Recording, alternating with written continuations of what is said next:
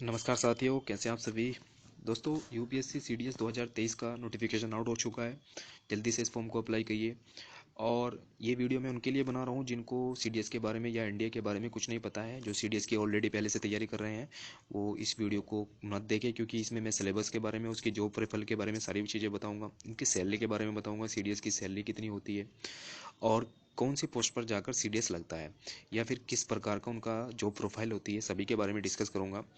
एक आर्मी के में नौकरी करना या एयरफोर्स में नौकरी करना एज ए ऑफिसर, भारत देश की सेवा करना आपके लिए एक अच्छी अपॉर्चुनिटी है। सीडीएस इसके हर साल 2 बार फॉर्म निकालता है और आपको सेवा करने का मौका मिलता है, आपको तैयारी करने का मौका मिलता है। तो सब सारी बातें हैं, मैं आगे आपके आने वाले समय में इसमें को बताऊंगा।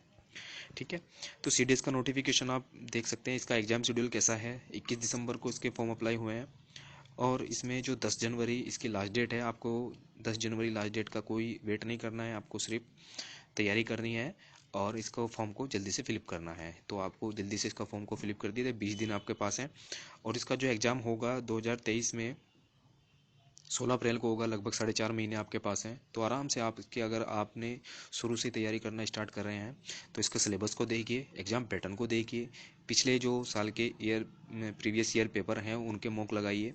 तो आपको ज़रूर आराम से इसका पेपर आराम से क्योंकि इसकी जो मेरिट होती है इसकी इतनी हाई नहीं जाती है। अगर आपने अच्छे से इसमें जो 50% भी इसमें अटैम्प्ट कर लिए तब भी आप मेरिट क्वालिफाई कर सकेंगे। तो सीडीएस बता देता हूँ आपको, सीडीएस होता क्या है। सीडीएस यानी कि stand for combined defence service.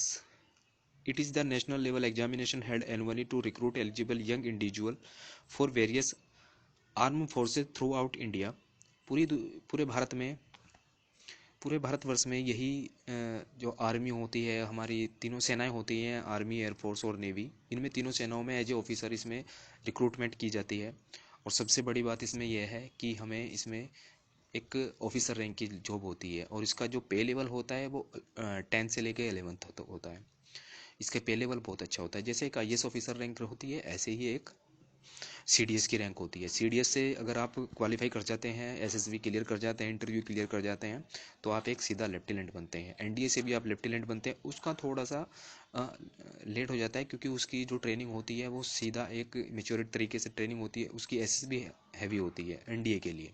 CDS में थोड़ा कम हो जाता है। तो पैटर्न तो सबका सब वही होता है, लेकिन एनडीए के मुकाबले थोड़ा कम होता है। ठीक है। तो ये सब बातें हैं सीडीएस एग्जाम के लिए।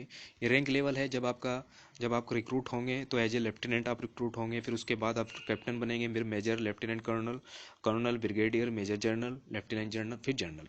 तो ये रैंक है। एज ए आर्मी आप इसमें सर्व कर सकते हैं और बहुत अच्छी अपॉर्चुनिटी है आपके लिए, अपने देश की सेवा करने के लिए। बहुत अच्छा इसकी जॉब प्रोफाइल है। ठीक है। सारी बातें हैं। मैं अब इसमें सैलरी की बात कर लेता हूँ कि इसमें सैलरी कितनी होती है। और सैलरी में जॉब प्रोफाइल, सबसे बड़ी बात है कि इसमें जो 7th पे तो आपको पे मैट्रिक्स तो मिलेगा ही। उसके बाद आपके जो पे लेवल होगा वो 56,000 इसका बेसिक पे है। 56,000 से 1,77,000। तो इसका लेफ्टिनेंट का है, फिर कैप्टन का, ऐसे ही बढ़ता चला जाता है। ऐसे ही आपको पे लेवल भी बढ़ता चला जाएगा। इसका जो पे लेवल है वो पे लेवल है 10th। तो 10th लेवल पे आप अपने आप को एक सर्व करेंगे इंडियन आर्मी में या एयरफोर्स में। तो ये सब बातें हैं। ये जो प्रोफाइल आप देख सकते हैं इसको, ये एज ए जर्नल तक आप जाएंगे। जब एक, जैसे एक आईएएस ऑफिसर होता है वो एक सेक्रेटरी तक जाता है, एक कैबिनेट सेक्रेटरी तक जाता है, ऐसे ही एक अगर आर्मी में अगर कोई ऑफिसर रैंक का अधिकारी होता है, वो अगर लेफ्टिनेंट बनता है तो वो एक जनरल तक चला जाता है। मतलब पूरी पूरी आर्मी की कमान उसके हाथों में होती है जब वो कभी रिटायर होता है। ठीक है। तो सारी बातें आपको जरूर ध्यान रखनी होगी। इस बार जो वैकेंसी डिटेल है पहले साल के मुकाबले इतनी है जितनी पहले थी। इस बार भी वैकेंसी की इतनी है, 343 वैकेंसी है। 100 वैकेंसीज में मिलिट्री अब एकेडमी की देहरादून के अंदर है। और इंडियन नेवल एकेडमी के अंदर भी 22 वैकेंसी है। ओटीए की वैकेंसी 170 है। ओटीए की वैकेंसी हमेशा से ज़्यादा रहती है, क्योंकि ओटीए एक ऑफिसर ट्रेनिंग एकेडमी होती है, चेन्नई में है, देहरादून में है। तो ये यहाँ पर होती है। वहाँ पे बड़े बड़े ऑफिसर रैंक के अधिकारी वहाँ पर ट्रेनिंग लेते हैं। और बल्कि बाहर के विदेशों के देश के जो सोल्जर्स होते हैं वो भी वहाँ पर आकर ट्रेनिंग लेते हैं। तो उसके लिए आपको बहुत अच्छी रैंक होनी ज़रूरी है। ओटीए के लिए इतनी वैकेंसी ज़्यादा रहती है, सीटें खाली रहती हैं। अब मैं इसकी रॉन्ग पेनल्टी की बात करता हूँ, क्योंकि इसमें नेगेटिव मार्किंग भी होती है। जब आप एग्जाम देंगे तो एग्जाम के लिए आपको नेगेटिव मार्किंग भी जरूर होगी। नेगेटिव मार्किंग है इसमें 1/3 की, मतलब आपके अगर 3 क्वेश्चन गलत हैं तो आप एक क्वेश्चन जरूर गवा देंगे, ठीक है, आपके मेन में से जो आपका सही है। अब इसके सबसे मेन इंपॉर्टेंट बात है सीडीएस के सिलेबस की। मैं सिर्फ उन्हीं के लिए वीडियो बना रहा हूँ जो इसको वीडियो को पहली बार मतलब सीडीएस के बारे में या इंडिया के बारे में कुछ नहीं जानते हैं। सेम सेम पैटर्न है, सेम सेम लेवल है, तो सीडीएस का भी और एनडीए का भी। सीडीएस होगी तो आप ग्रेजुएशन लेवल पर कर सकते हैं और एनडीए आप 12th लेवल पर कर सकते हैं। अब इसके सिलेबस को देख लीजिए, इसमें 3 सब्जेक्ट होते हैं, इंग्लिश है, जनरल नॉलेज है और मैथमेटिक्स है। 2-2 घंटे के पेपर हैं, 100 मार्क्स के हैं, एक ही दिन में होंगे दोनों। फिर उसके बाद आपकी एसएसबी चलती है। इसमें इंग्लिश जो जो आता है, इंग्लिश का एरर आता है, स्पोर्टिंग एरर आते हैं, कॉम्प्रीहेंशन आते हैं और वन वर्ड सब्स्टिट्यूशन आते हैं, तो सब इंग्लिश में। कॉम्प्रीहेंशन सबसे ज़्यादा है, अगर जिसकी इंग्लिश में कमांड अच्छी है तो अच्छे से क्वेश्चन इसमें कर लेगा। दूसरी बात इसमें जनरल नॉलेज की, जनरल नॉलेज में आप इसमें जनरल साइंस भी पढ़ सकते हैं।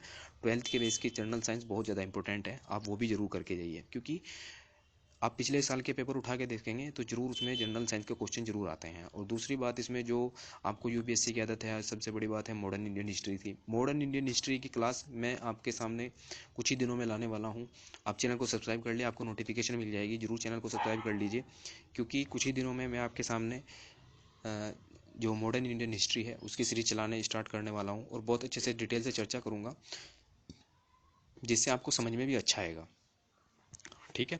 और ओटीए के लिए अलग से एग्ज़ाम होता है इसका। अगर आप जब अप्लाई करते हैं सीडीएस के अंदर, इंग्लिश में जनरल नॉलेज मिलती है और इंग्लिश मिलती है, इसमें ये ओटीए के उसमें 2-2 घंटे का होता है, 100 मार्क्स उसके होते हैं, 100 क्वेश्चन होते हैं, ठीक है।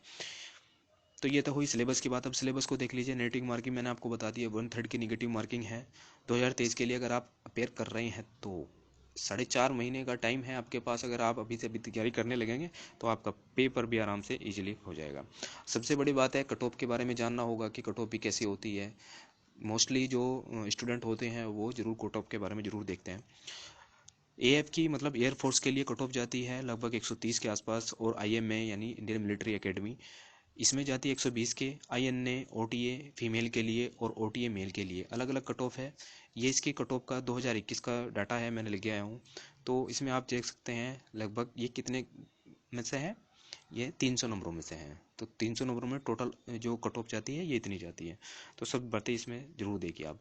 अब जो सीडीएस की वैकेंसी ट्रेंड है वो देखिए। इसमें सीडीएस फर्स्ट में इस बार पिछली बार जो 2021 में थी 345 वैकेंसी थी, इस बार 341 है, लगभग 3-4 कम हुई है, ठीक है, 4 ही कम हुई हैं। तो ये सब बातें हैं, तो पैटर्न तो पहले से चलता आ रहा है, लेकिन इस बार कमी है वैकेंसी। तो उससे आपको कोई फ़र्क नहीं पड़ना चाहिए। आपको एज ए इसमें इतने कोई फॉर्म भी फिलिप नहीं होते हैं। 4 लाख फॉर्म भरे जाते हैं, 4 से 5 लाख फॉर्म भरे जाते हैं, उसमें से 2.5 या 3 लाख बच्चे देने जाते हैं फॉर्म को, एग्ज़ाम देने जाते हैं। तो ऐसे ही इसकी मतलब क्या होता है, मेरिट भी लगती है, ठीक है। तो सारी बातें हैं इसमें, आप जरूर देखिए। जो बातें मैंने आपको बताई हैं, इसकी जॉब सैलरी के प्रोफाइल के बारे में बताया है, कैसी अपॉर्चुनिटी है आपको देश की सेवा करने के लिए, सारी बातें इसमें बताई हैं। जितना भी आपको इसमें तैयारी करेंगे, आप अच्छे से तैयारी करेंगे। मैं अपने चैनल पर, इस चैनल पर मैं आपको करंट इशू डिस्कस कराता हूँ। करंट इशू डिस्कस में मैं डिटेल से चर्चा करता हूँ। आपको जरूर चैनल को सब्सक्राइब करना चाहिए। सब्सक्राइब करेंगे तो आपको नोटिफिकेशन जरूर मिलती रहेगी, और इसमें मैं डिटेल से भी चर्चा करता हूँ। दूसरी बात, मैं इसमें अब दोबारा फिर बता रहा हूँ वही बात, इस बार मैं इसमें सीरीज मॉडर्न इंडियन हिस्ट्री की सीरीज चलाने जा रहा हूँ, और एक सीरीज और जो इसकी ज्योग्राफी के लिए सीरीज स्टार्ट करूँगा। तो आपको ज़रूर इस चैनल को सब्सक्राइब करना चाहिए। Thank you all of you. मिलते हैं अगले वीडियो में। फॉर्म को ज़रूर अप्लाई करिए।